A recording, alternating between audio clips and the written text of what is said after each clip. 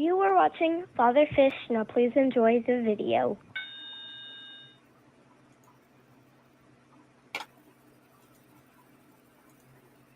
Enjoy the video.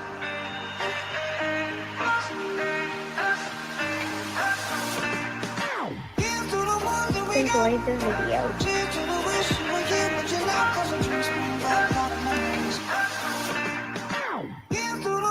Enjoy the video.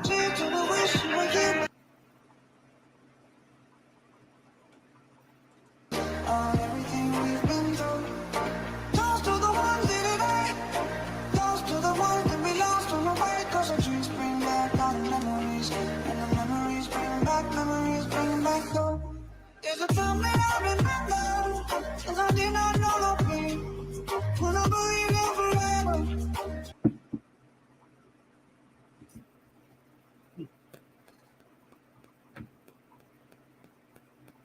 Everything will stay the same. Now my heart feel like December. When somebody say your name, and I can't reach out to call you. I know I'll be one day. Everybody hurts sometimes. Everybody hurts someday. Everything gon' be alright. Only the past is the same. Here's to the ones that we got. Here's to the wish you were here in life. Cause it just bring back all the memories of everything we've been through. Toast to the ones that we made. Toast to the ones that we lost on the way. Cause it just bring back all the memories.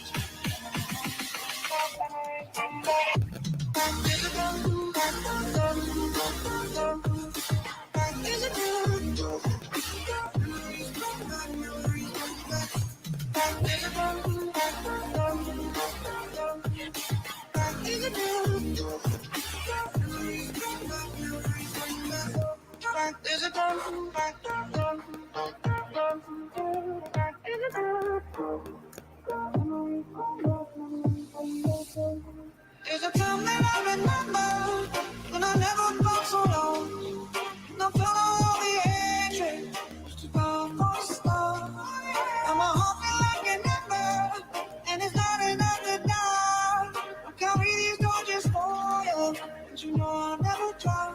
Yeah, everybody hurts sometimes, everybody hurts someday.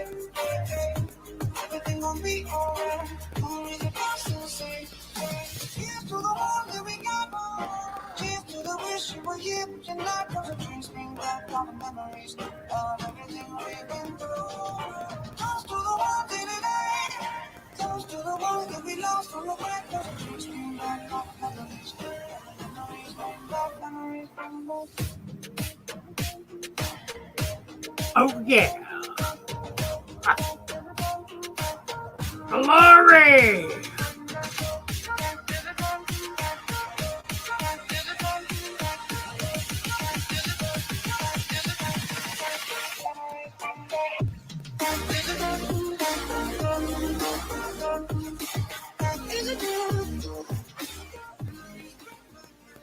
Well.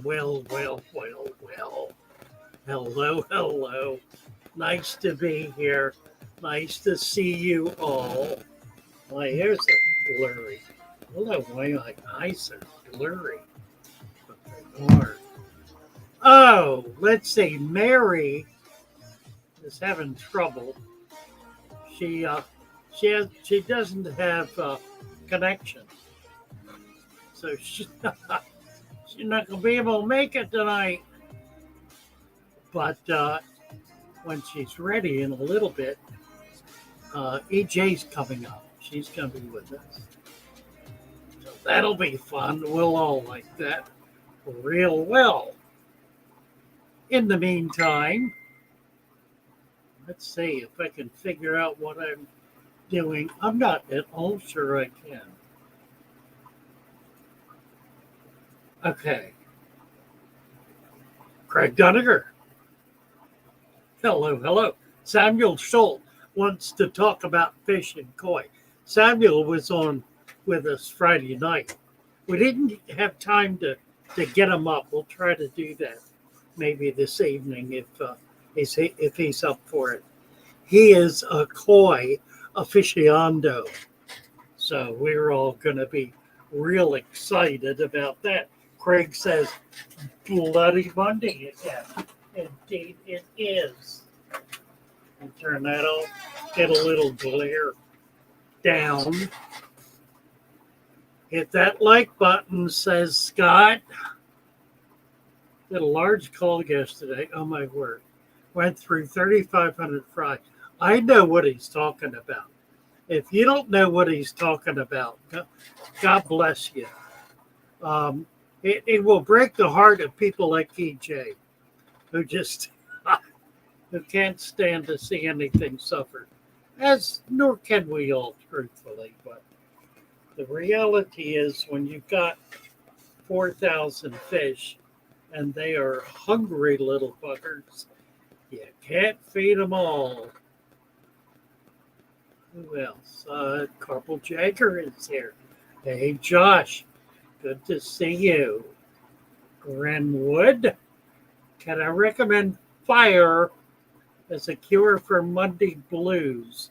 Only if you're cooking burgers and steaks on it, I guess. Lee Wilcox. Hey, Lee. Happy to see you. Lee, I need you to do something. I need you to find someone.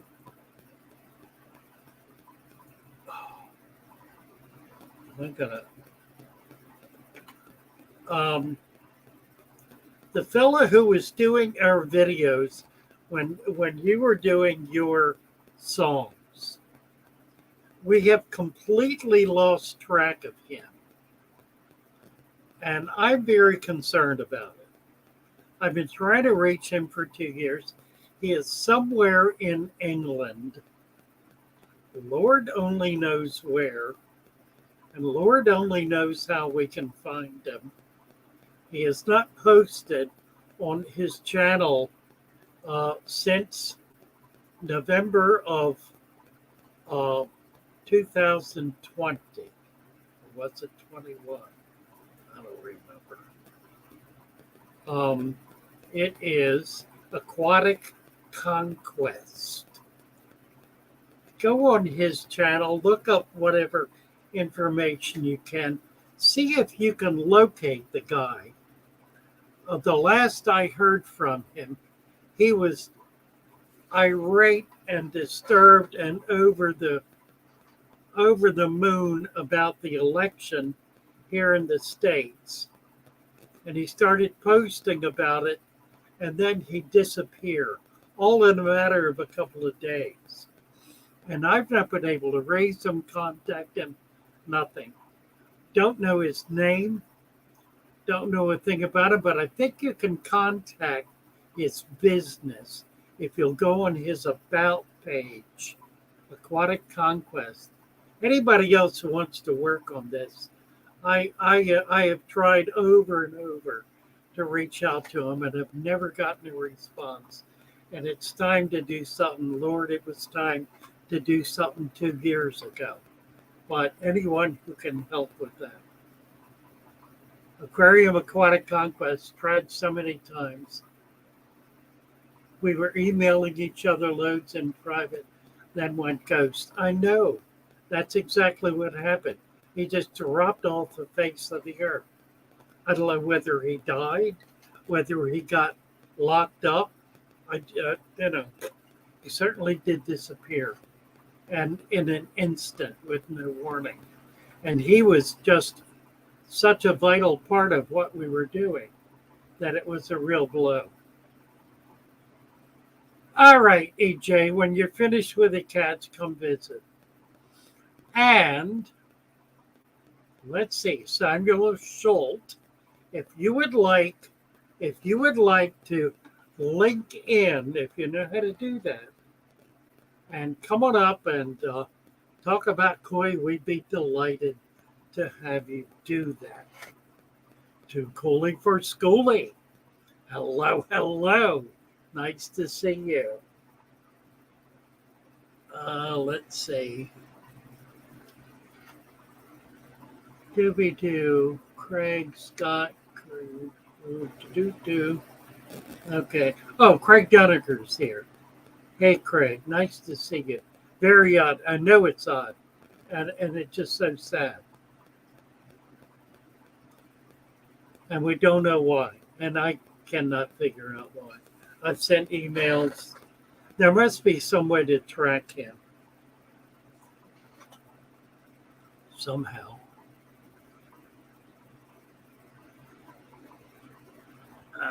Questions, comments on the night starting early about collecting plants and driftwood. Where are you, Scott? What are you looking at? Collecting plants and driftwood. Happy Sunday to the fish fan, right? Well, coldest day of the year, Craig says. Wow. Where are you, Craig? Can't be that cold.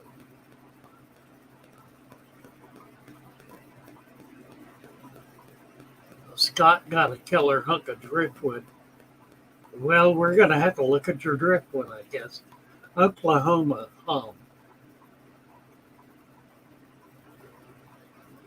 So Scott's been collecting plants and driftwood. What to do? Well, I don't know. Sam says, oh, wouldn't know where to start.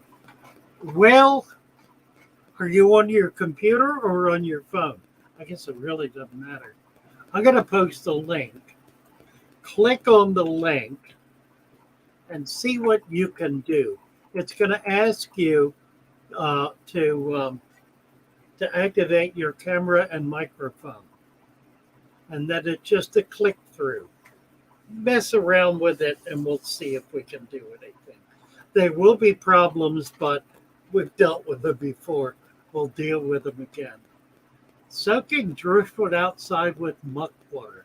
Now there's a party or two. Lord, what great fun. Soaking driftwood. Nella is back. Hi, Nella. Hello, my dear.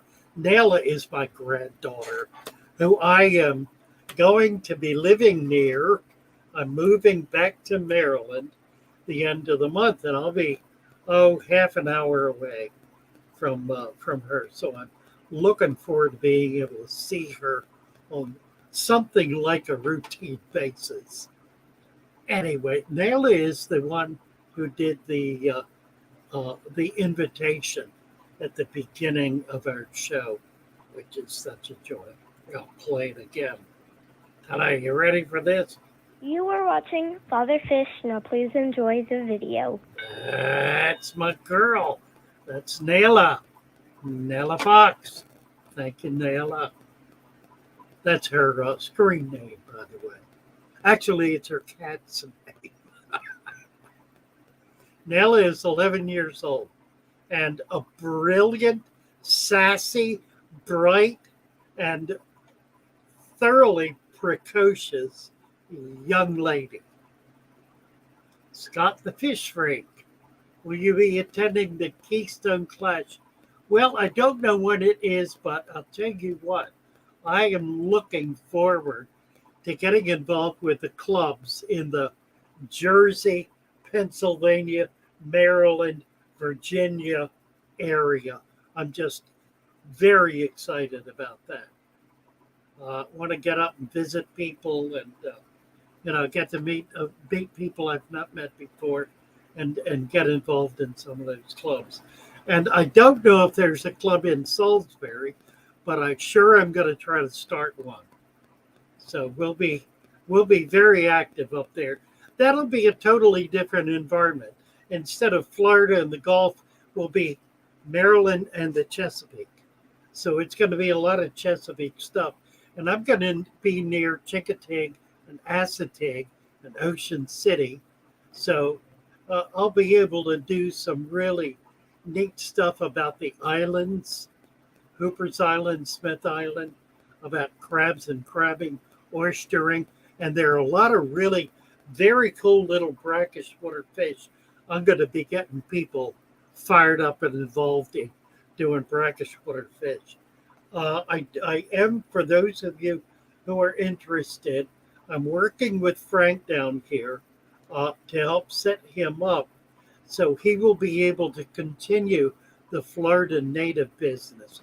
We've been selling a few shipments a week of Florida natives, and he's been catching most of them. So it's a matter of teaching him how to do the shipping, which is not difficult, and we'll try to continue that. Something about this stream is fishy, Press Alpha says. Well, I can't even imagine. What do you suppose that is, Press Alpha? Fishy, is it? Fishy. Ah, I'll give you fishy. Funny guy. Scotty the fish freak. Let's see, I did just give you a wrench.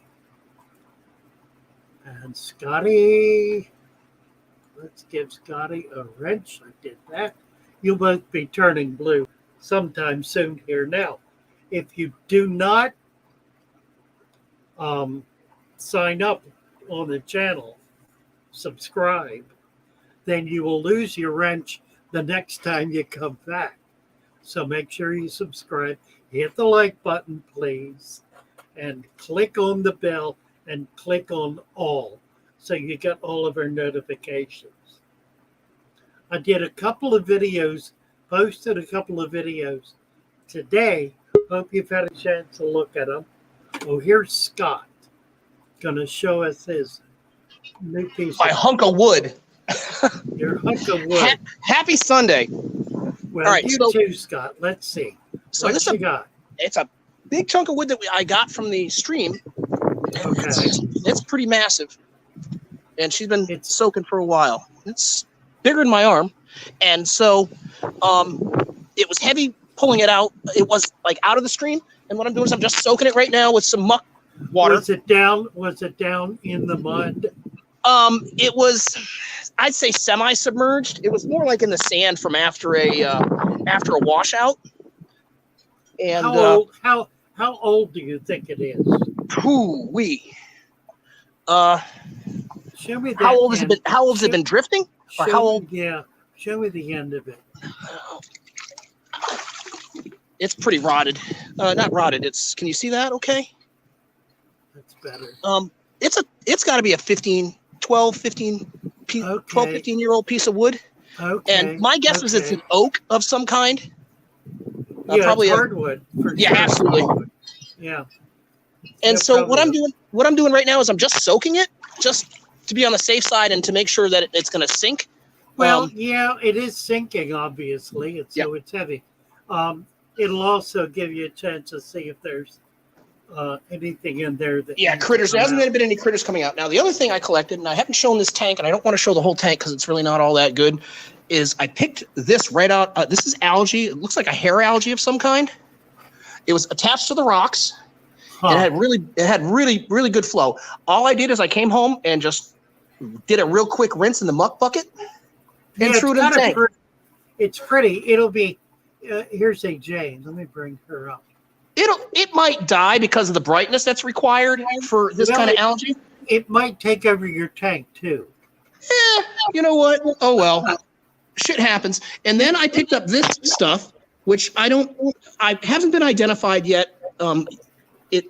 I've collected it before. Yeah. And then behind it, I like it. Behind it, I don't know what it is. It looks like a wild crypt or something like that was attached to it when I grabbed it. Huh. That does look like a crypt. Yeah, but don't ask me to identify it. It is definitely red on the underside and green on the top. Oh, how nice. Yeah, and so I'm going to throw that in the tank. I have this tank set for 18 hours of brightest light, and I'll show this tank when it's totally done. But other than that, it's like that was the weekend collecting in the heat. Well, and I'm going to hop off because EJ's on. Okay. A couple little tanks. And thank you for y'all be good. You betcha. Take care. All right, thanks again. Bye. Bye. Hi, EJ. How are you? Hi. Thanks for coming up. Mary couldn't make it tonight. She's moving and she was not able to get a connection. I'm sorry to hear it. She has no internet. I was looking forward to having her on tonight. I dearly love the woman. I love it when she comes on. I know. Well, we all miss her. Utah is here. Hello, Utah. Utah is in Romania. I think I'm right about that. And we've had some absolutely fascinating conversations with Utah, political conversations on the Discord channel.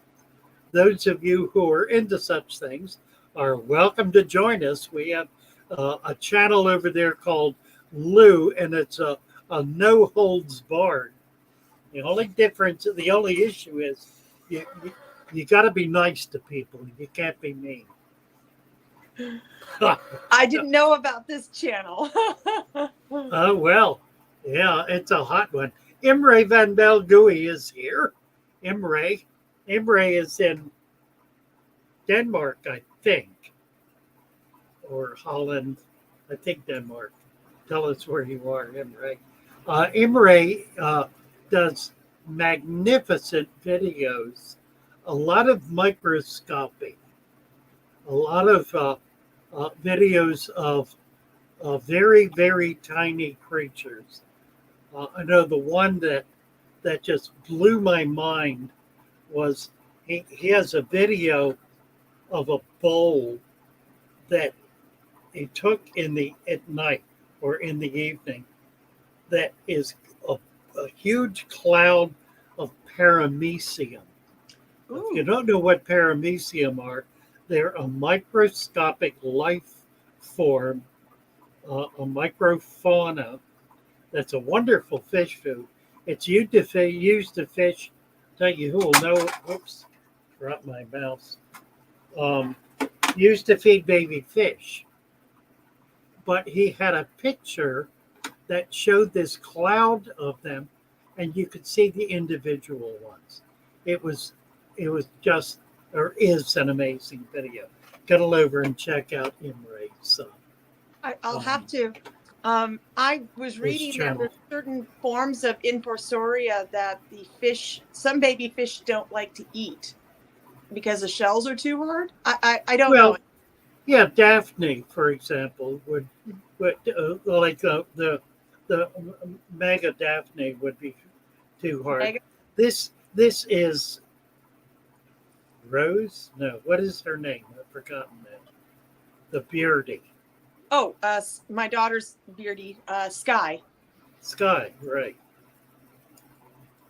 This is the queen of the household, I guess. She's a queen, yes. The little girl. We met her Friday night. Yeah. Learned all about her. Mm-hmm. Let's see. Look at that. I saw Samuel's statement about culling fish, and I'm really afraid to ask what that is. I thought you would be, and I need to tell you because you need to know. I don't know if I want to. No, you don't. You absolutely don't. Let me try. It's a shame that Samuel can't come up here. He's going to try. I trust, and we'll work on him and we'll teach him how to do it because we really want to see his koi. Let's see. How can I start this? Koi are a fish. And there are others, like Central American cichlids, that when they spawn, they have thousands to tens of thousands of eggs. And the hatch rate may be 90+%. Mm-hmm. So in very short order, if a fish like that spawns, you're going to watch it. She's distracted us. Look at this. I'm sorry. No, I'm He's gonna attack the fish. Gonna try to catch the fish. The hunter is. When these guys spawn, you might have 5,000 babies. Mm-hmm. Now these are fish that grow to 4 foot long. So what are you gonna do with 5,000 fish that get 4 foot long? For that matter, what are you going to do with 5,000 fish that get 1 inch long? 5,000. Yeah. Oh, That's boy. I don't know. I know maybe this is It more could be 1,000. It could be maybe 500. fish. Maybe have some fish available to eat them. I mean, circle. At least it's not wasted. I don't know. That's terrible. That works. That works. At least it feels like balance. Now, these are fish. When you're calling fish, generally, when a fish spawns, you feed everything and get them up, get them eating, get them growing. And you're doing kind of calling along the way because there's some that just won't survive. They won't be able to eat. They'll have deformities. There'll be one or another problem. Right. But generally speaking, if you've got a healthy spawn and you've got, let's say, it's a Central American cichlid, well, like, for example, discus or these waru, these guys that I've got over here. Oh, yeah. When they spawn, they could lay 500 to 1,000 eggs. That is a lot. Okay, so when you get to the point now where you've grown them out and you've got them in a 20-gallon tank, and they are 1/4 of an inch long, and there are 500 of them. At that point, they are crowded. Yes. So you got a choice to make. You can either take some out or split them up into a couple of different tanks. Generally, what people will do, what breeders will do at that stage is split them up and keep growing them until you get some pretty clear sense of what their body shape and coloration and general health and general conditioning is. Now with koi, typically you're looking for color, certain kinds of color or certain kinds of patterning. There are two ways then to cull. You cull by separating out the fish that you really like, that are really interesting, and move them into a grow out system. Then you continue to do that with the original batch until you've reached the point where you've got everything out of that you really want, that you want to keep, that's worth growing out. And then you make a decision about the ones that are left. Your suggestion of having a larger fish, Oscars come to mind. There are lots of breeders who have one Oscar in one tank. And that's what he's there for, to take care of the excess spawn. So at that point, that's what you do. Because you don't want to keep feeding fish that are not going to have any value. Look at this. Look at this. Sorry. Crawling all over. Sorry, that's her. Yeah, usually. That's a continuing process. Well, So- I don't know why. It's just like the statement culling makes me think of mass genocide. In a sense, it is. It's terrible. Don't ever do it. On the other hand, I'm a little bit more comfortable with having an Oscar eat the deformed babies. It's, oh my God, it's awful. Right. I guess it is. When you think about it, it's a necessity if you're dealing with fish breeding, Right. specifically. Right. Right. Samuel's on a phone. Samuel, you can try it. You can do it on a phone. EJ is on her phone right now. Yeah. So it is possible to do it. If you want to make an effort, we will we'll walk you through it. We'll help you along. Scotty the fish freak is here. Scotty. I think you came in earlier. Nice to see you, Scotty. Yeah. And Nella is saying I'm back. I think I'm back. 5 She's saying, yeah. fish. So, yeah, I'm back at 6:11. I'm way behind here. Yeah, you're way behind. I'm still looking at 5,000 4-foot long fish. Oh, Oops. right. Yeah, Thomas Hines. Yes, it is a permanent move. I've been in Florida now for 30 years. I came from Maryland. I have lots of family up there. My mother was down here at the time, so I came down to be with her because she was alone.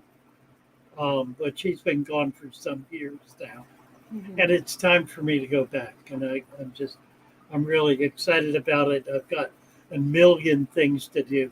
I may miss some streams in the process, but hopefully when I get up there, I'm going to have somebody to follow me around with a camera. I've got a bunch of family, a lot of young people. I'm going to see if I can get somebody enthused about being my cameraman or camera girl, whatever. Your granddaughter. Yeah, that could easily work. We'll see. We'll see. Hello. So I was lurking on YouTube last night, which is my usual form of entertainment. And I ran this one channel that talked about cold water aquatics. Now, everything I've learned up until this point has really featured the tropical fish concept. But then I was thinking about how you're moving up. That's really going to be focusing. If you're going to go for a more natural system, it's all going to be cold water aquatics. And I mean, I plug this guy's channel, but he's got some really cool fish and some amazing natural looking setups that are. Do you remember the channel? I think it was called Cold Water. Oh, so that's Maple Street, I think. Okay. Yeah, I do know him. Oh yes, wonderful. He's got a wolf fish that looks like he could start some trouble. Right. Going to Salisbury, Chris. That's on the eastern shore. It's a half an hour or so west of Ocean City. I'm going to have a problem because I've got to get my east and my west reoriented. Yes. I orient my sense of direction to, while I'm here in Florida, to the Gulf, because I know the Gulf is on my west side. So the body of water orients me. When I'm up in Ocean City or in Salisbury, the body of water, the Atlantic Ocean, is going to be on the east side. So it's going to be flipped. So I'm going to mess up a little bit. I'm going to have to think about it as I go through this and kind of reorient myself to get my north-southeast, to get my compass straight. My compass is based on a body of water. And in this case, it's the Gulf. When I get up there, it's going to be the Atlantic Ocean. So it's going to flip. Anyway. Scotty the fish are near Cecil, northeastern Elkton. Not that far north. It's further south than that. It's near Cambridge, Easton, Ocean City, Chincoteague, Assateague. It's more headed south from Cecil, Elkton. Those are all the north end of up near Delaware. I've never been to the East Coast, Delaware, Maryland. Never been on the East Coast, but I've seen some beautiful landscapes and also some amazing haunted house stories. Well, Maryland's an interesting state because it has ocean beaches, it has mountains, it has flat terrains. Much of it is very much like the eastern shore where I'm going to be. It's very much like South Central Florida. It's just vast plains that go on for miles and miles. Scotty, Rob's aquarium. Hey, Rob. Nice to see you. Bass Queen. Keep seeing her lurking around too. Bass Queen. She's a sweet lady. A lovely lady. Yeah, Thomas said it reminds me of Florida and New England. Certainly Florida, and yeah, I guess around the coast of New England. Absolutely, got to round up some ponies and hesitate. You bet. North of everyone in North America, Grenwood is. Oh, there's Grenwood. Grenwood and I remember we were discussing a few weeks ago. I understand there was a live stream that didn't happen. We were actually looking up the weather conditions in your area to make sure you were okay. Well, yeah, we get some storms. Mm-hmm. We have not had a hurricane here where I am in at least 10 years. Knock on wood. And we've not had a bad hurricane in, I don't know, not since I've been here. Mm-hmm. I've been here 30 years. Yeah. Oh, Thomas's chicken farms near Salisbury as well. Samuel is saying I'm echoing. Is it me or is it? It might be me. Samuel? Might be me too. I'll tell you what. I'm gonna pull the plug on this headphone. Oh, can you hear me? Or I don't know. I usually watch afterwards, and I'm still trying to figure out the audio. I should be back. Yes, you're back. Okay. At least on my end, I can hear you. Well, if you can, everybody else can. So it's good. Oh yeah, Hello, Skull. Echoing. Let me leave and come back. Let me do that. All right, Skull and Bass Queen. Hello. Need a camera person recording. I know it is. I don't do so much that I really ought to do, and that would be great fun to do, because I can't handle a camera. I really can't. It's not in me to do it. I don't know why I'm here. I need a camera person following me around. I'm going to do it. I'm going to get one of my nieces or nephews. Get them locked in. All right, she's back. There you are. Is it echoing now? I guess. I don't know. You were breaking up a little bit. Just an occasional word, not really whole sentences. I need to get an actual mic because I move around so much. So sometimes when my voice is supposed to project towards the camera, but then I'm distracted by, Yeah, I think that's right. Yeah, something over there. Yeah. There. A good microphone will make a big difference. Yeah. Working on it. Bear with me, folks. Elishan. Uh-huh. Elishan. Mm-hmm. Scotty the Fish Freak. Oh, Samuel said we missed his culling definition comment. Missed what? Samuel? Koi guy? Sorry. Oh, okay. Where is it? It's. You don't know. He says you missed my culling definition comment. At least from what I see, it's like the second comment. Oh, okay. Yeah. Let's see. Scott's saying eventually, if you start breeding enough fish, you get over biomass. You can't feel guilty about feeding a fish your excess if you can't give them away or trade or sell. True enough. Yeah. Well, I haven't successfully bred. Well, that's not true. I'm pretty sure I have a celestial pearl Daniel in a shrimp Diane Wallstead bull that I haven't broken down yet to see if it's grown any bigger. But I have a celestial pearl Daniel and possibly a baby pygmy Corydora. I just sort of put them in there with the rest of the baby shrimp in a bunch of plants and occasionally throw in green water and a cucumber, and I have no idea what's happened.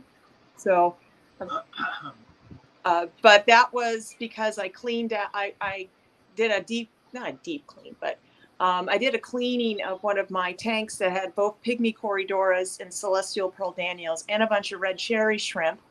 And, you know, out of that cleaning, I looked inside the you know, like 20%, and I got 20% water change, and I found a bunch of little babies in that water change, and I just Really?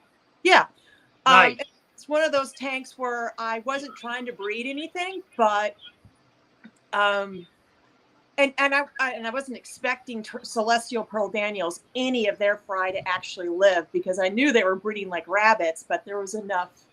Yeah, there's enough predators, including the fish themselves, but one or two actually got through, and Wow, especially the shrimp, the cherry shrimp. I ended up having over 100 baby cherry shrimp. Wow. So even with beta, a beta, like 10 plus celestial pearl daniels, 10 pygmy corydoras, and I still had it's because I had so many plants in there, I think. But Nice. so I just, you know, I gathered up all of those babies and I just threw them into a like a 5-gallon Diane Wallstead bowl that I had. And I've just sort of like let it sit, you know, in front of the window and let nature take its course. And it's about, I haven't, and I've seen a baby fry in there occasionally swimming around, but I think I need to actually look and see what's come of it now. So I don't know if there's anything successful in there or not. Let's see. Vibes Aquatics is here. Hey, Vibes.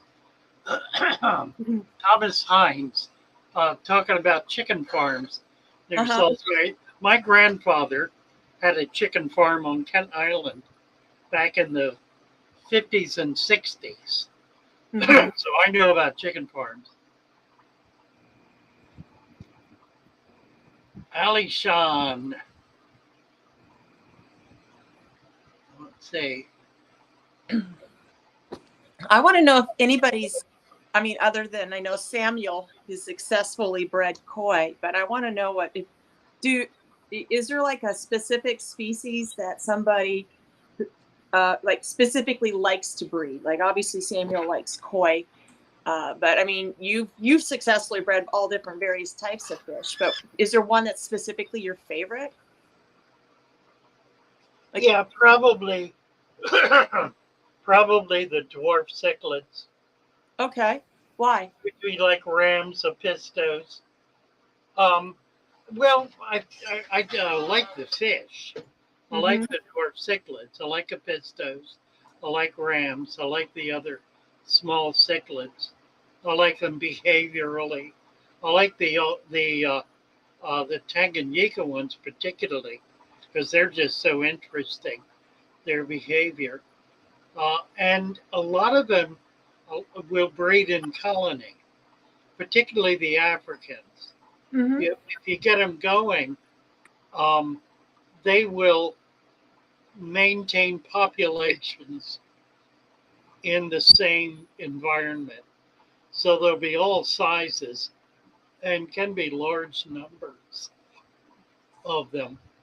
The difficulty with doing that, is that there's only one dominant male. Okay. So all of the other males, as they're coming up, remain repressed. And if they get to the point where they're big enough to begin to challenge, then they usually will be chased out of the tank. You'll find them hovering in a corner and need to dip them out.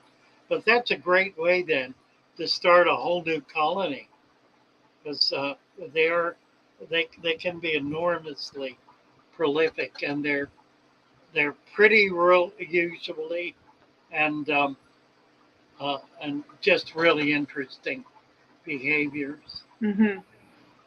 Craig says that once he breeds a fish, he loses a lot of interest afterwards. I suppose that's true. You know, it depends what it is. Yeah. Half of it's for the experience, I guess. Right. I did miss your Culling comment, Samuel, and I tried to go back and find it. Maybe you could post it again. Mm-hmm.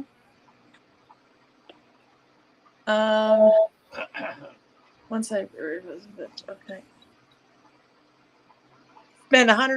Bass Queen just spent $150 on guppies, and 75% just dropped dead on her. Yeah, that happens pretty routinely. Yeah, I see that. Why does that happen? Ooh, pencil fish. Sorry. Got distracted. It happens because the fish have been raised in a very specific environment, typically for generations, and they simply don't tolerate change. With guppies? What's interesting is they usually will last long enough for a pregnant female to drop her babies. And those babies will survive and they will thrive. So all is not lost. If you've got babies, hang on to them because they're going to be fine. They have adapted to your conditions, and they're going to grow up and they're going to do well. What you're experiencing, Bass Queen, is pretty normal, particularly for guppies. And my sense is that it's because, as I said, it's because the fish, if they're a hybridized fish, if they're a high quality fish, they have been in the same identical water conditions for 10, 25, 50, maybe 100 generations. That could be 5, 10, 15, 20 years. And they've become so adapted to that any change is intolerable. And the changes can involve a lot of different things. It cannot simply be changes in water quality. It can be changes in the character of the water. Water carries electromagnetic pulses. We don't really know what the effect of those are on fish. We do know that they change with the fish that are in the water. So if they've come out of water that is uniquely homeostatic with that fish, that species of fish, or that population of fish, and bring them out of that, put them in a completely new, completely foreign body of water, even though the pH may be the same, the hardness may be the same, temperature may be the same. There are many other factors in water that are not going to be the same, and it could well be those factors that they're not able to tolerate. So there's so much we don't know that we can only guess at. But what we do know is that when this is about to happen, any pregnant females are going to real quick finish maturing those babies and drop them before they die. You will have baby fish in there, and those baby fish will be adapted to that tank, and they will do fine in that water. So save the babies. That's what you paid the money for, is to get that strain. Well, she did say that nobody dropped, and she had one female that survived. So I don't know. I don't know what a tank looks like, but that's still that's heartbreaking. Oh, it is. It absolutely is. Yeah. Yeah. It's not as heartening as guppies. Yeah. Yeah, guppies are over. Craig says guppies are overbred. I think it's part of the reason why I'm not interested in breeding guppies. I'm really not interested in breeding betas, although this one right here apparently really, I've been contacted by breeders because they're interested. I don't know, but I do want to try to see if I'm successful at scarlet batis and potentially the pygmy sunfish. But that's, I don't know. There's they should both breed. Should not be a problem. I bred both. Yeah. Let's see, Thomas Hines, his projects this year are pencil fish, uh, Yeah. Danio axelradia, and Sabracadanio Chiatit. I don't know what that Bracadanio is. Chiatit. But that'll be great. That'll be Daniel fun. and Wani. Nice. Yeah. Bass Queen saying that the conditions of the tank was planted in 75 degrees. And Thomas says he has a school of. Okay. When people start getting into breeding, they start getting into these Latin names, and then I'm just totally lost. Where are you? Thomas Hines says Celestia. He's got a school of these fish he's going to throw out in summer tubs. Obviously not throw out, but. Mm-hmm. Okay. Celestictes chaprii. Yeah. Let's see if we can find that.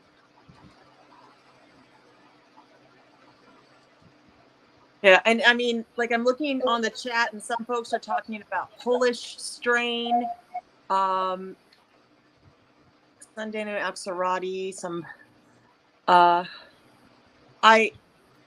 mean, we're talking serious fish breed. Glue Lake Danio. Nice. Oh, the Glow Daniel, or yes. Okay. I'm gonna catch a lot of flack for this. I've seen those at Petco. Yeah, you have. Yeah. Yeah. Nice. No one dropped, one female left. Hopefully she's pregnant. Yeah. The Glow Daniel. 10 winning. Thomas wants 10 winning. I think I can get 10 winning, Thomas. Let me check. I think I have a breeder, in fact, here in Florida who's got 10 winning. I will check on that for you. Glow Danio, yes. Have you bred Glow Daniels? I haven't, but they're pretty easy to breed. Cool. Danios are fairly simple. Oh, Danikins. Yeah. Is there a specific fish that you have not bred that you want to breed? Gee. Yeah. Well, I probably won't now, but I was hoping to get these discus up so I could breed them. I've never bred discus. Oh. But I don't think I'm going to take them with me. There's a woman down here who I got them from because she was going through some hard times, and she's stable now, so I'm going to give them back to her. And she will be thrilled because these are her babies. Aw. So I've kept them for about 3 months, I guess. I may do it again when I get up there. They're pretty easy to locate. In fact, I'm going to be looking to find local breeders up there. There are a lot of them. In Maryland? Yeah. Maryland, Jersey, Pennsylvania. It's really where the hobby is, in many ways, the strongest. Other than the West Coast, it's always been the strongest in that region, in the central part of the East Coast. Which, excuse me, makes a lot of sense because when I do a lot of research about, okay, so what is it about, I don't know, how to take care of ABC species, or, what kind of element do you need to look for when you want to create this aquatic environment? And I get a lot of the advice that I pick up seems like it's from folks who deal with cold environments all the time. Very cold environments all the time. And I'm here in Texas going, I'm not worried about, my fish freezing to death. I'm worried about them boiling. Right. Ray Aquatics. Hello, Ray.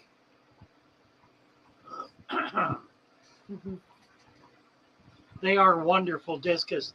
These are Florida, Miami discus. Okay. So they're real good strain discus. Okay. And Ray wants to know if I'm moving. Yes, Ray. He's moving. Moving to Salisbury by the end of June. So I'll be up there the Oh, last week of June. wow, Yes. that's happening really soon. It's real now. I mean, June's just around the corner. Yeah, that's right. Well, I've got people lined up for next week.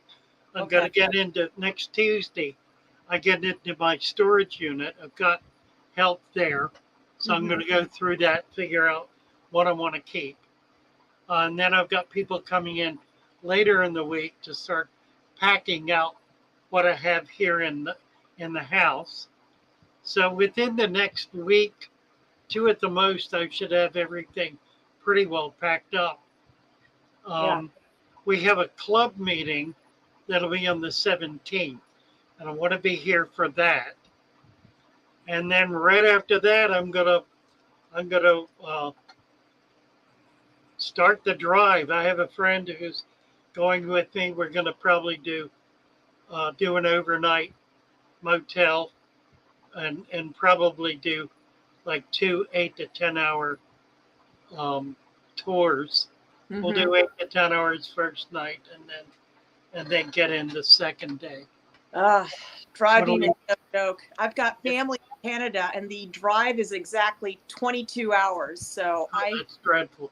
Yeah, well, I mean, I as soon as I was able to drive and could, borrow or get a car, I've done that drive many, many times in my life. And you can almost predict when, where, and how. You just get so used to the drive. But this is a new adventure for you. Well, the last time I tried it was some years ago by myself, and it was really rough. Yeah, So I can't do it by myself. Yeah, I've done it by myself. It's not fun. I've done it by myself with young children in the car. Oh, That's fun. When you're young, you can do it. When you get older, you get too tired too easy. Now, my brother does it. My brother's been doing long trips his entire adult life. Like 2-3 day trips. And he didn't do them in a big truck. He did them in a little tiny compact, which is amazing. Hey, you do what you got to do. Scott says he's 6'6". Yeah, Scott says that we have a mutual enemy, and that is a prolonged power outage. Isn't that the truth? Really? That's why plants, because I'm hoping, I'm praying, and I have battery powered air stones, or like a battery pack that you can attach a hose and an air stone to. I've got a couple of those. I've actually used them as well. You're not going to have any trouble like with the tank behind you. This? No, I'm not worried about this one. I'm thinking I'm more concerned about some of the smaller setups that I have. That only if you've got more fish in there than the system can generate oxygen. If you've got 2 or 3 fish in a little bowl, they're not going to be a problem at all. Oh, in that case, I don't think you've got anything overcrowded. No, I don't. Yeah. But I do use the Airstone battery thing for transporting fish. I don't know. I bought, it's like way back in the day, I bought some lamb chop rasboras, and I want to say like a couple of autosynclus, and I put them, and I was trying to. Never heard them called lamb chop. That's cute. What? I call them cocktail glass. Cocktail glass? Yeah, the rasboras. Oh, is there like my favorite fish? I love it. Is there like 2 different types of those? Because I keep hearing that there's 2 different, that they look similar. There are a whole lot of different types of them. Oh yeah, there are a lot of rasboras. Well, I mean, like rasbora het is the one you're talking about. Okay. With a black diamond shape. It looks like that, but then, I don't know. Maybe it was misinformation. Who knows? But I was told that they're supposed to reach a certain size, which are both small, but one's smaller than the other. I don't know. Maybe I don't know what I'm talking. I don't know what I'm talking about. Right. But I do know that I got 5 of them, and they're actually tinier than I guess the size they're supposed to get is about 2 inches, just under 2 inches. And these ones were barely over an inch, and Right. very colorful, but the same pattern. So who knows? Yeah, they're nice fish. I really like them. Mm-hmm. Uh, Yeah, they also they- tore into a bunch of shrimp babies of mine one day, and I was right. like, Thank you, Ray. I'm uh-huh. going to try to get back down here in the winter because I don't think I'm going to be real happy in January, February in Maryland. I may stay for Christmas. Mm-hmm. I've missed Christmas. But Yeah. January, February, March, you may find me back here in Florida. May very well. And if I do, I'll be making the clubs. He's talking about Pasco County Club. Yeah. Absolutely. When I was living in Canada, I was decently enjoying winter all the way up until Christmas, maybe the day after Christmas. Maybe New Year's as well, depending on what was going on that year. But really, beginning January 1, I was ready to go. I was ready to look at other places to live for like the next. Yeah, I know. That's when it gets long. It When you get does. through the holidays and there's the solid frozen mountain in front of you and you got to climb it and it's going to take a long time. And once the snow falls and it looks pretty for like maybe 6 hours, and then slush and brown and gross stuff just ends up being it ends up being the landscape that you see, and it's cold and it's wet and you never quite get warm ever, and there's that chill on the back, on the bottom of your back, that never goes away. I just don't know how people do it. I just don't know how people do it. Two things. There are two things here. Three things. Thomas Hines is talking about a 90-gallon marine. Temperature went down to 55. He lost his corals. The fish survived. I'm a little surprised about that because corals tend to be a bit more tolerant, but it is what it is. It is what it is. That's it. MX Ryder, any tips on treating swim bladder disease? Oh, I don't know. I've used Epsom salt dips. It depends on what has caused the problem. Right.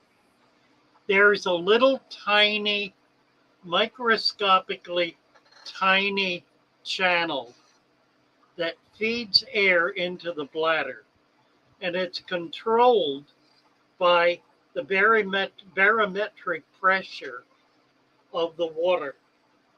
So it either seeps out or goes or is pressured in. They can very easily become blocked. Bacteria will block it, and sometimes that's treatable, but it has to be, you have to treat the whole fish and you have to treat it internally. If it's blocked by virtue of a pinch or some kind of damage, there's really nothing you can do. Now, there are fish that will survive with a bladder that is compressed, that's flattened. Mm-hmm. They'll simply scoot around on the bottom and be able to dart up to get food, whatever, and drop back down. Occasionally, a fish will lose bladder control in the water column. They'll be able to swim around normally, but they won't be able to go up or down. That's uncommon, but it does happen. The other one, which is the worst one, is where the bladder becomes swollen and they simply float on the top. Typically, that's not simply bladder. Typically, that's a bacterial infection that has caused a gas buildup in the body cavity. Unless you can get something into them, either through an injection or through food, there's no hope. Generally speaking, it's very difficult to actually treat because it's impossible to know exactly what the problem is. The best thing to do is to treat for bacterial infection. If they're eating, the first thing is to get fresh crushed garlic in them. After that, you can go to some of the medications, and there are a number of them. General Cure is the one that's most commonly used. There are others. Um, my suggestion would be to get the fish out of the tank, put it in a hospital tank, increase the salinity of the water by a tablespoon per gallon, and go from there. Try to get it eating some garlic. If that doesn't work, try to get some Quick Cure or one of the mycins in there to try to attack that bacteria. And the other comment was Fat Queen saying her guppies, they were in soft water that was treated to be hard. Okay. I think they might have just been too stressed the way they're going. Just find one sick and turn around and they're all dead. Oh. Yeah, it sounds like what I was suggesting. The water they were in was hybrid water.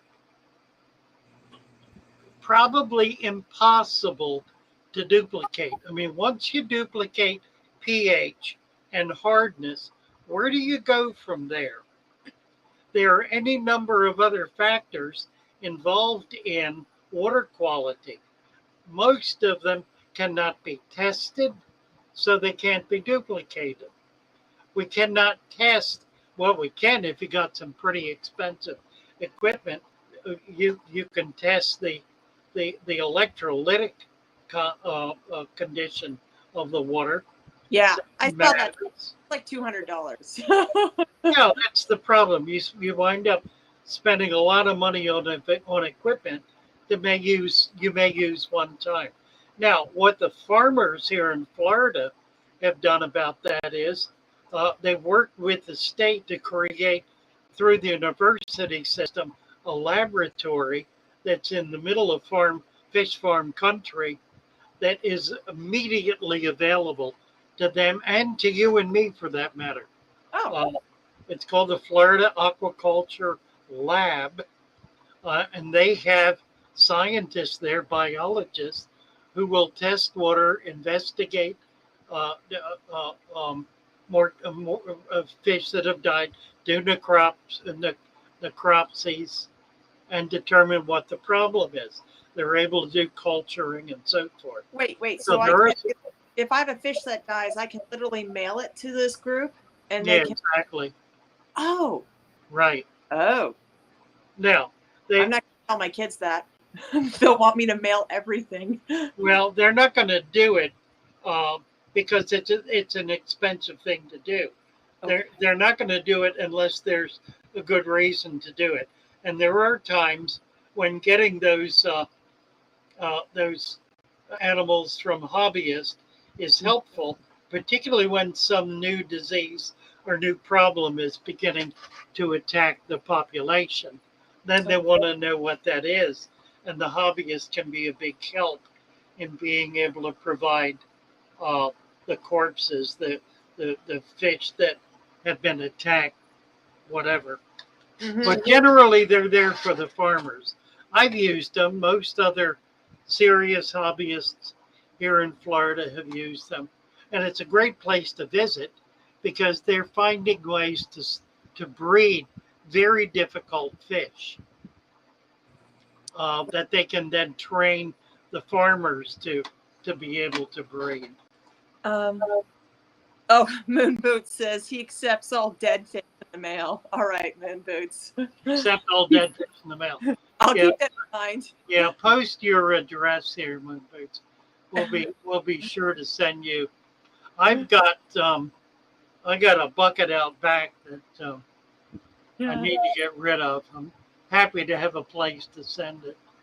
Yeah. I think he was kidding. I think he was kidding. He's a Moon Boots is a magnificent tease. I think the proper term is troll. You got to give respect to that. Yeah. World-class troll. Yeah. Thomas says aquarium salt versus kosher salt usage, and he mentions table salt has iodine in it. Yeah. So yeah, that's something I was looking at like a while ago. But what's your thoughts on that? Well, I don't know what the problem with iodine is, frankly. And I don't know that there really is a problem. By and large, salt is salt. Now, if you don't want to do iodized salt, that's fine. Kosher salt is fine. Rock salt is fine. Himalayan salt is fine. I know Sea that. salt is perfect. Yeah. I know that there's a difference. There's in Epsom salt, there's the magnesium. Epsom oxide. salt is a good alternative. It's also a better diuretic. So, Right. yeah, Epsom salts can be very beneficial. Well, okay, this is going to be, we're going to get all the beta people mad at me, but I swear when I cured this beta, I tried every other medication. So I actually dipped this beta in both the magnesium, the Epsom salt, and then I also did the official aquarium salt, which I know are two different strains of salt, and it cured it. And I know that people are going to say you should never, do that with beta fish, but it worked. It was a Hail Mary, but that's when I learned that there was different types of salt compounds. Yeah, absolutely. Absolutely. It's what you're doing is you're killing parasites and bacteria. Yeah. Parasites and bacteria. And now it'll kill the fish too if you leave it in too long. No, it was a dip. It was I did timing, and then it wasn't like straight, from one back to freshwater. There was a couple of, there was some, phases where, you kind of like gradually got them used to going back to the regular. Right. I want to get back to that. Various concentrations of salinity. Right. I wanted to get back to Bass Queen a minute. Yes. Maybe I did that. I think I covered that. Saltwater treated to be hard. Yeah. Not all water is the same. In fact, I really believe all water is different. It's not so much different from tank to tank as it is different from hobbyist to hobbyist. And I don't want to get mystical about this, but the reality is that the hobbyist has an impact on the condition, and I don't want to use the word quality, but on the condition of the water in his or her tanks.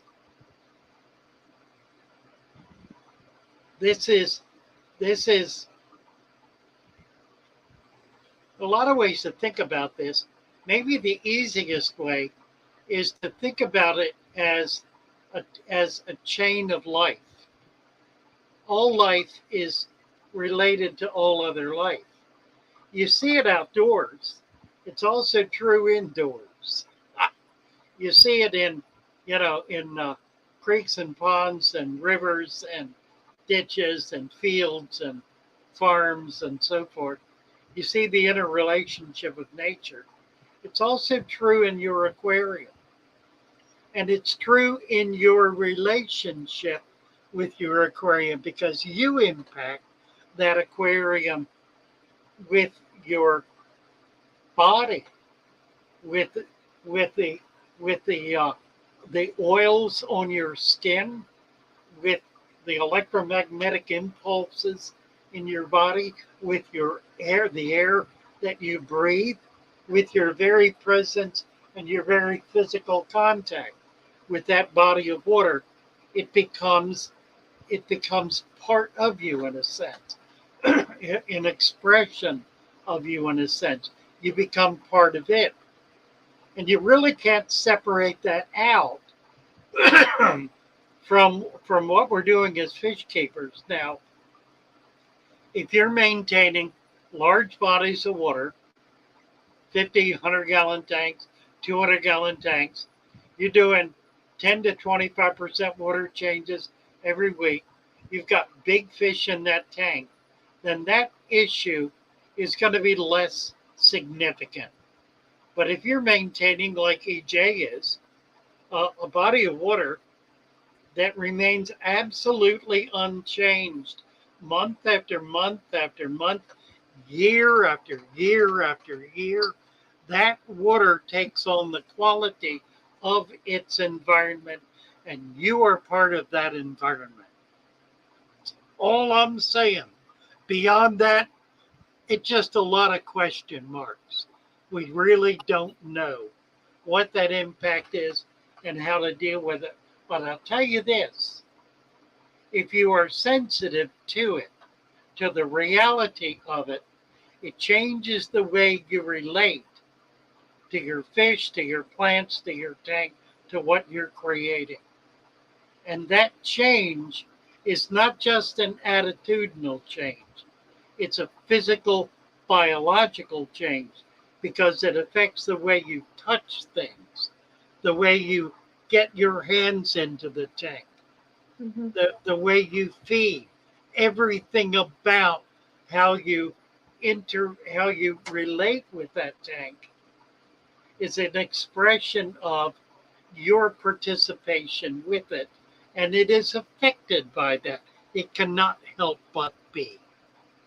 That's why I think, in large measure, when you go away on a vacation and you have some neighbor come in to feed the fish, you can absolutely guarantee that when you come back, the tank will be foul and the fish will be dead.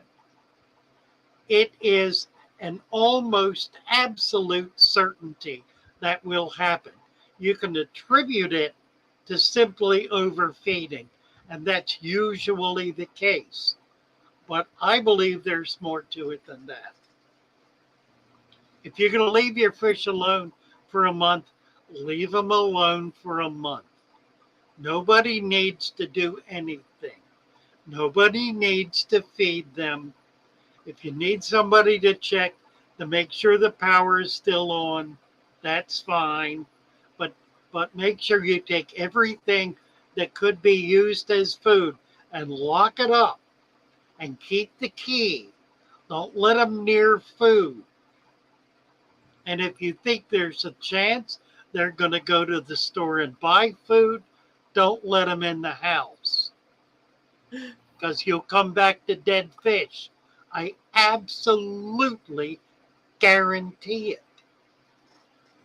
Seen it too many times. Oh. Bass Queen says if her local shop wasn't a columnara's nightmare, Oh my God.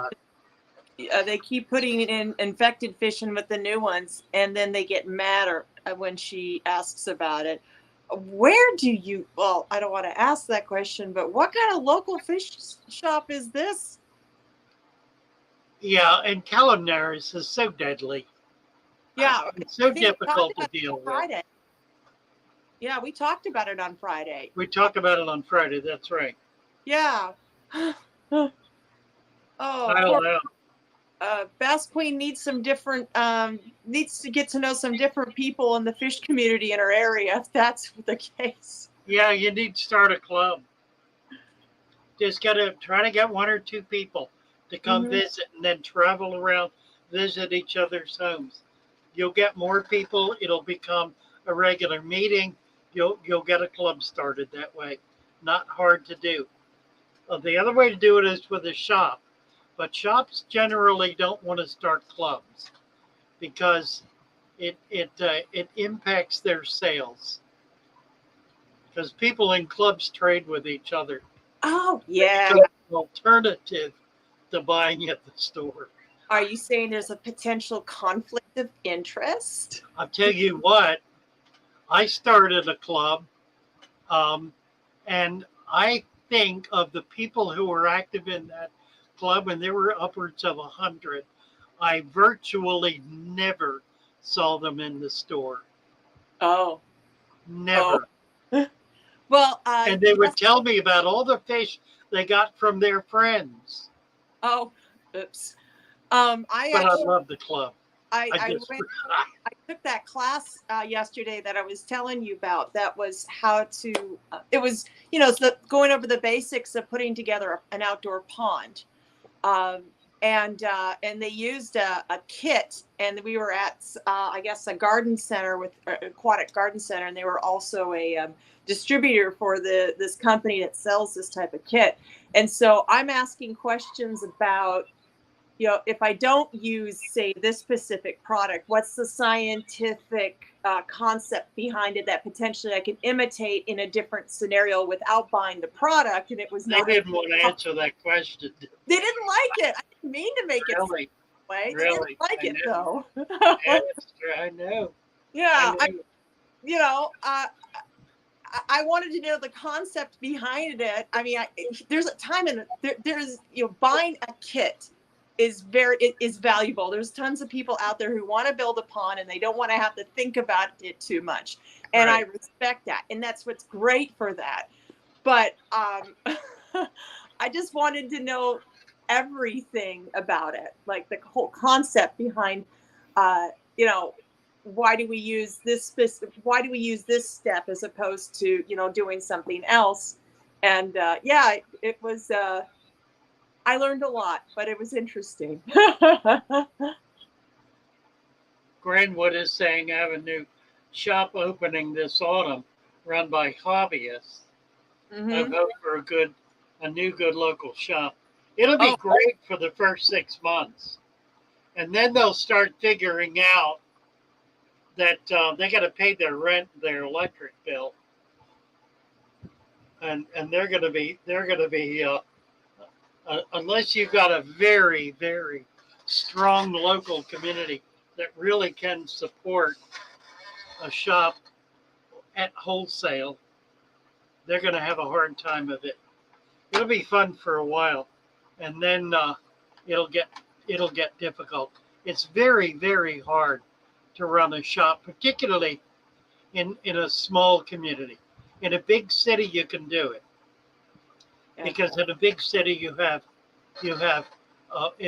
and by big city I mean a population of at least 1 million. If you have a city with 1 million people, that means you're going to have 10,000 people in that city who will be keeping fish. And 10,000 is a pretty good number. That gets 150, 200 people through the door every week. Mm-hmm. That's enough to survive. My shop I was in a population of about 100,000, and I would get maybe 10, 15, in a good week, 20 people coming in a whole week. And it wasn't enough I managed to do it for 15 years, but that's because I put everything I had or could get back into it. Oh, wow. There was never a profit. Oh. Hey, Corporal Yeager's on. I saw him earlier. Yeah. Thomas says that he left the club because they became arrogant and demanded discounts from stores. Oh, dear. Well, they can demand all they want. That doesn't mean the store's going to oblige.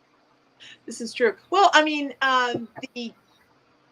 what stores will do in a case like that is charge a membership, $100 or $100, which you could pay at $10 a month, or pay $10 a month for 12 months, or $100 all at once. You get a 10% discount on everything all the time.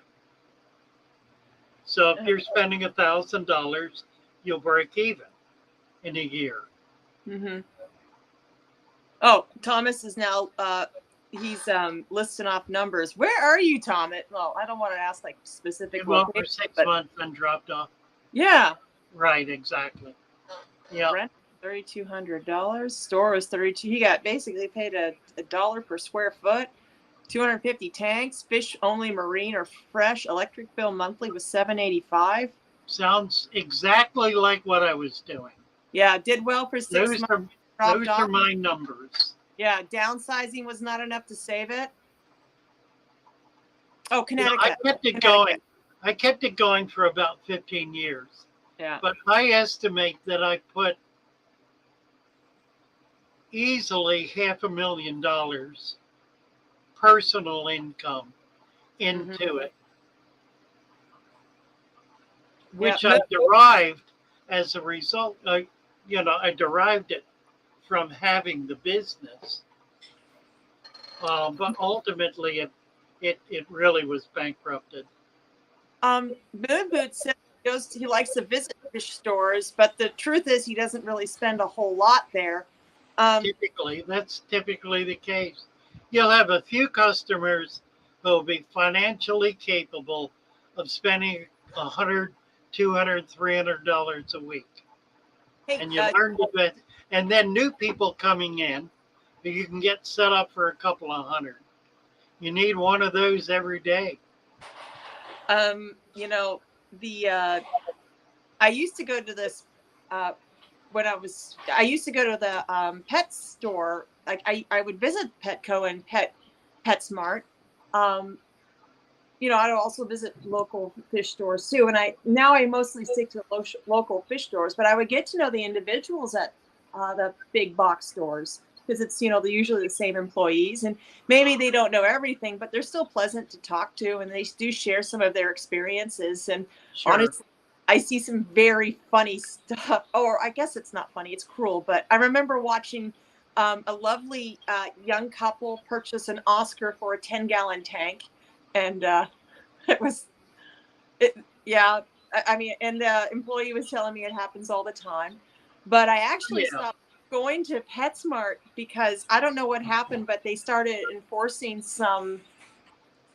I saw some White Cloud Mountain minnows, and they were like $2. And I thought, oh, they're pretty. I'll try them. And I wanted to put them in a 55-gallon tank. And so the PetSmart employee told me that she wasn't going to sell me them because I'm not allowed. Doesn't matter the size of tank. I cannot purchase more than 6 for one tank. Doesn't matter. I know. You know what that is? That's that individual's attitude. It has nothing to do with corporate policy. It just, these people are not trained. They're not experienced. They have no idea in this world about fish keeping. So they just, by virtue of being there every day and doing this and doing that, they develop these crazy ideas that they perpetuate as defining how they deal with their customers. And it's idiotic. 99% of it is completely idiotic. Well, and then even me suggesting that, well, how about I put them in 2 different tanks, but at the beginning I'd like to quarantine them in a 20-gallon. Even me suggesting that quarantine them was not a good idea. So it was, I decided then that if that was going to be the culture of this specific location, that I had better go elsewhere. And I haven't been back since, to be honest. There's a lot of stupidity. Let's see. Thomas Hines. He just had to put his puppy down. I'm sorry. What are you doing?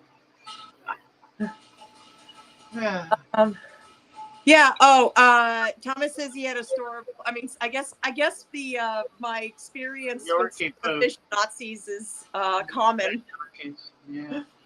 Yeah. They wouldn't sell me White Clouds because I told them they were going outside in a pond, and she was horrified. Oh my God, people breed them in ponds outside. Well, that's where they come from. Right. That's where they come from. Where do you think they come from? They don't come out of a tank. I'm putting together a patio pond right now, and I'm wondering what I should. And it's really nice, large one. I'll show you pictures, or I'll post the process a little bit later. But I still haven't figured out what fish I want to put in it, and maybe rice fish, endlers, not guppies. Sorry, guys. not interested in guppies. But Antlers are guppies. well, okay, fine. I'm a guppy snob then. They're guppies. Yes, you're right. They're native guppies. Oh, they're native guppies, like native to the U.S. No, native to wherever they came from, typically Mexico. Oh. Scott Stankovich, and the tank that I showed, the Wild Trip, I have 25 neons. I would have bought them all, but owner said he wanted to hold 25 for a friend. So I guess they had 50. And he would only sell them 25. That's because he had the other 25 sold. Rice fish. Wonderful fish. Rice fish are great fish. Yeah, I was thinking of doing the daisy one. What's the one that has got the blue and the red? Oh, right. The daisy rice, yeah. I like when I'm asked what size tank I have. I just ask which one. No, I don't get what he's saying. Yeah, oh yeah, that's Gren's experience. Yes, and that was interesting. Is at the PetSmart, that's usually prior to this. I guess it was a new manager, but prior to that, I would just show pictures of what my tank setups look like, and go, yeah. So I'm thinking about doing adding this and bringing this aspect into it. And they take a look at the setups of the pictures I have, and they're like, okay, yeah, you're fine, and no more questions. But that was not the case here. So. Thomas, sorry about your pup. Yeah. It's very sad. Yeah. It's like losing. It's losing a family member. Well, yeah, absolutely. Mm-hmm. Absolutely. All right, looks like we're running out of gas here. It's been fun. Thank you, EJ. Thank you. Always a delight. Appreciate it. I appreciate you asking me to be here. You bet. I'm still working on getting pictures of plants up on the Discord channel. Oh, wonderful. I've forgotten about everybody. Let's mention that. We have a new channel on Discord that is a trade channel. It's not a sale channel, although I guess you could do that, but it is a trade channel. So if you've got something that you need to get rid of and want to give it away or like trade it for something else, you can list the item and your responsibility. Well, the recipient is responsible for paying for the shipping. Yeah, not the sender, the receiver. Like I mentioned Friday, I've got a lot of plants that I just don't want to throw away. And I'm more than happy. And I know that plants are expensive and I don't want any profit from it. I just don't want to throw them away. Okay, so the deal is, if you want to do this, you're going to have to contact the person. You're going to have to get on Discord. We have DMs, direct private messaging. So you get on a DM with them so you can get information about being able to exchange addresses and send money and so forth. So use the DM for that. Don't use the channel for that. We don't want a lot of personal information on that channel, but you can put it in your direct message. Mm-hmm. Grenwood's she's close to my heart. She loves nano-rated fish too. Micro predators, Gren, do you keep live foods? That's my question.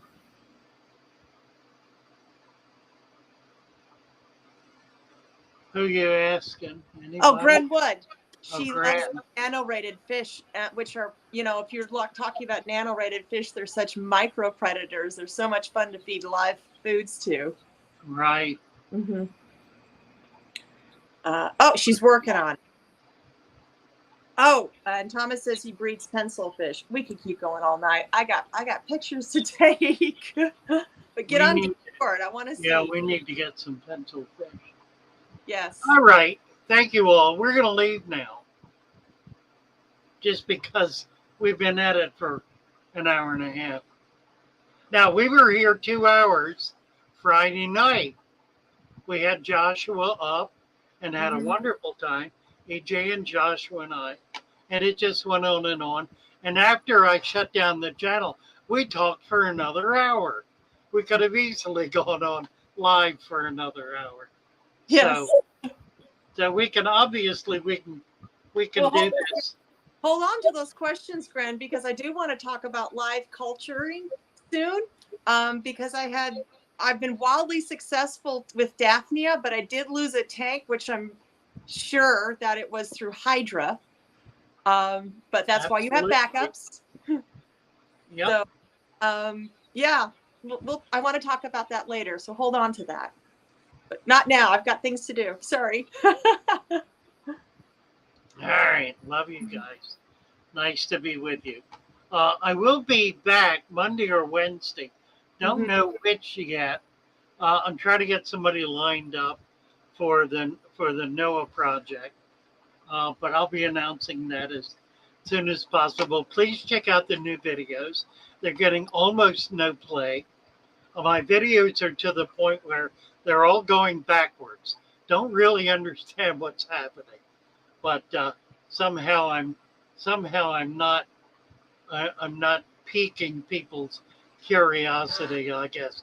What I think is interesting must be old man syndrome stuff. I don't know. Anyway, love you all. See you later in the week. Be back Friday with EJ. Missed Mary. Mary, you'll be back next week, I'm sure.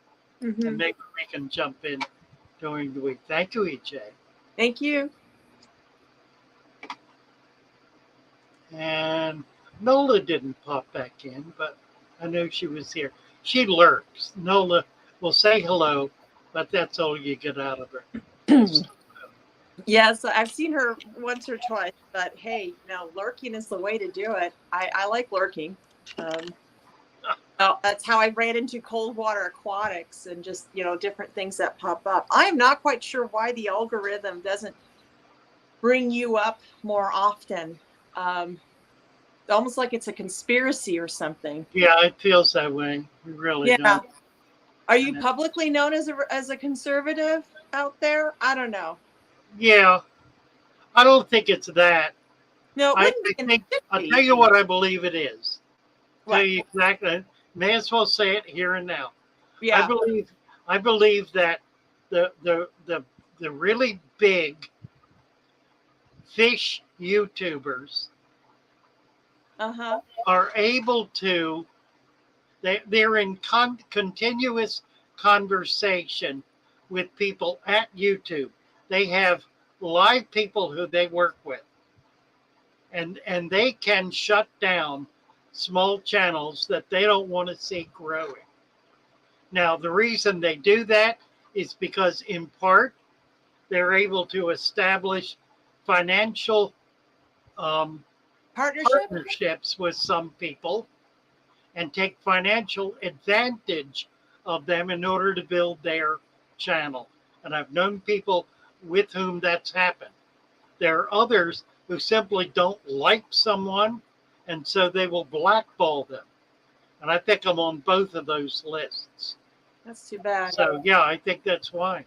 Well, I don't think it's in very good taste to talk about other YouTubers. And that's not what you're doing here, but I know that there's been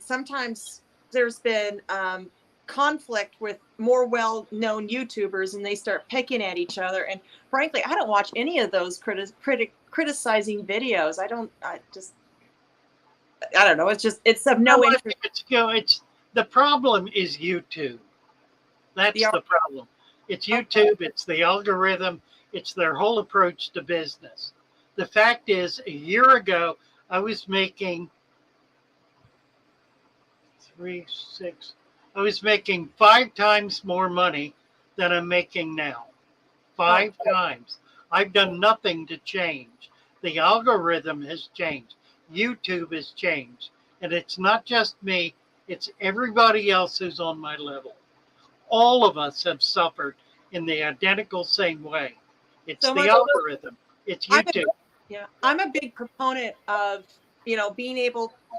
I live in Texas. You can build a business out of your garage. I would say basement, but we don't do basements here. And you can create something from almost nothing, and it has a climate that's friendly to that. And a lot of the already established corporations don't like that and go out of their way to create legislation to be able to Control prevent it. that. Yeah. And I just, I don't like it. I'm uncomfortable with it. Well, we need It's new frustrating platforms. to see people.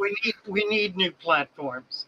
We Right. really do. We need platforms that are capable of that are open, for one thing, that are not manipulated and controlled by a bureaucracy and a business corporate policy that that restricts, confines, directs, and controls.